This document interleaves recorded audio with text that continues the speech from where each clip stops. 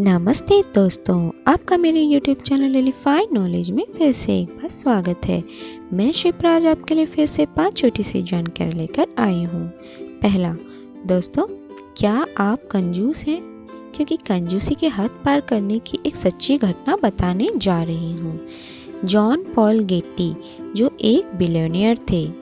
यह घटना 10 जुलाई 1973 की है, जब जॉन पॉल गेटी के पोते जॉन पॉल गेटी 3 गायब हो गए थे। 2 दिन बाद उसकी मां ने एक फिरौती का नोट मिला, जिसमें उसने लगभग $17 मिलियन की मांग की थी। हैरिस के पास पैसे नहीं थे और पुलिस और गेटी परिवार के कुछ सदस्यों ने भी संदेह व्यक्त किया कि लड़के का वास्तव में अपहरण कर लिया गया था। गेटी परिवार के जिस सदस्य के पास पैसा था, कुलपति यानी कि जे जॉन पॉल के दादा जे जॉन पॉल सीनियर ने यह कहते हुए भुगतान करने से इनकार कर दिया, मेरे अन्य पोते पोतियां हैं। अगर मैं एक के लिए पैसा देता हूं तो मेरे पास 14 अपरिहृत पोते पोतियां होंगी। गेटी 3 को अपहरणकर्ता द्वारा कैलाब्रिया के पहाड़ों में महीनों तक रखा गया था। गेटी 3 के अपहरणकर्ताओं ने अंततः उनका कान काट दिया और रोम के एक समाचार पत्र को उनके बालों के ताले के साथ भेज दिया। अंततः उनके दादा भुगतान करने के लिए राजी हुए और अंतिम राशि $3 मिलियन देने के लिए राजी हुए।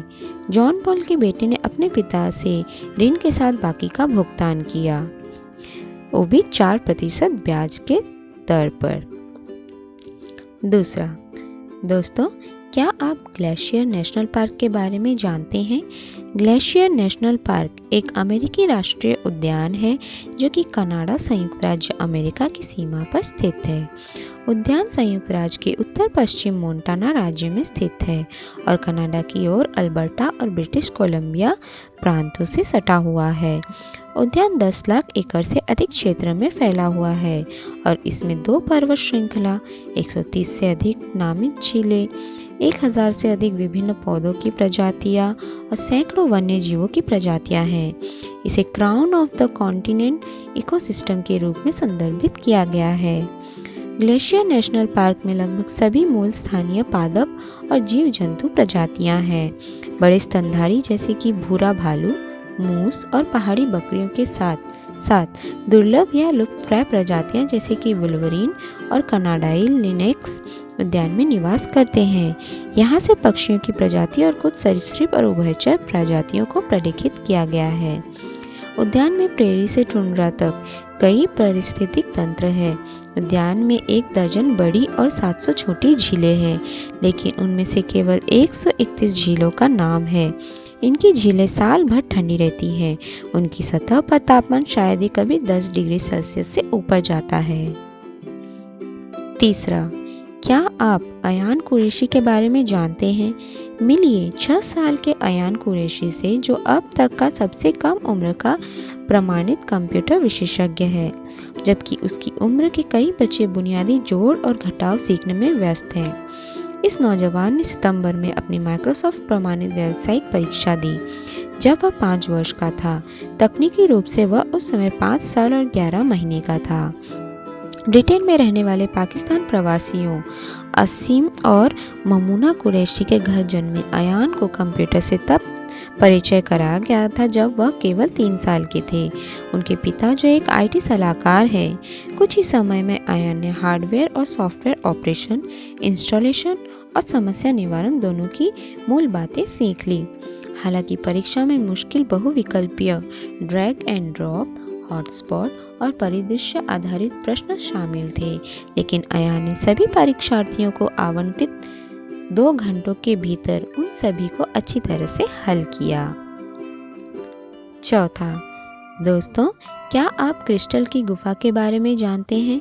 यह चिहुआहुआ मेक्सिको में 300 मीटर की गहराई पर नायका खान से जुड़ी एक गुफा है। यह खदान के चूना पत्थर मेजबान चट्टान के भीतर एक कक्ष का रूप लेता है और 5000 से 6000 घन मीटर की मात्रा के साथ लगभग 109 मीटर लंबा है।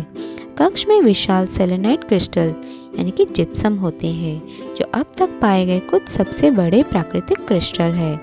सबसे बड़ा 11.40 मीटर है, जिसकी मात्रा लगभग 5 घन मीटर और अनुमानित द्रव्यमान 12 टन है।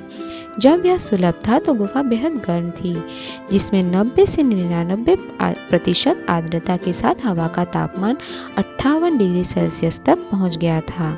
इन कारकों के कारण गुफा अपेक्षाकृत बेरोजगार है। उचित सुरक्षा के बिना लोग एक बार में लगभग 10 मिनट का ही एक्सपोजर सहन कर सकते हैं। गुफा की खोज अप्रैल 2000 में भाई जुआन और पेड्रो सांचेज ने खदान में खुदाई के दौरान की थी। अक्टूबर 2015 तक खदान में बाढ़ आ गई थी और क्रिस्टल के विकास के लिए आवश्यक खनिजों से भरपूर पानी से गुफा एक बार फिर से भर गई थी। 5वां, दोस्तों, क्या आप टनल ऑफ लव के बारे में जानते हैं? यूक्रेन के क्षेत्र आकर्षक रोमांटिक स्थानों से भरपूर है, जो अपनी प्राकृतिक सुंदरता और मौलिकता से ध्यान आकर्षित करते हैं। लेकिन रिवने क्षेत्र के क्लेवन शहर के पास सबसे लोकप्रिय और आश्चर्यजनक जगहों में से एक टनल ऑफ लव है।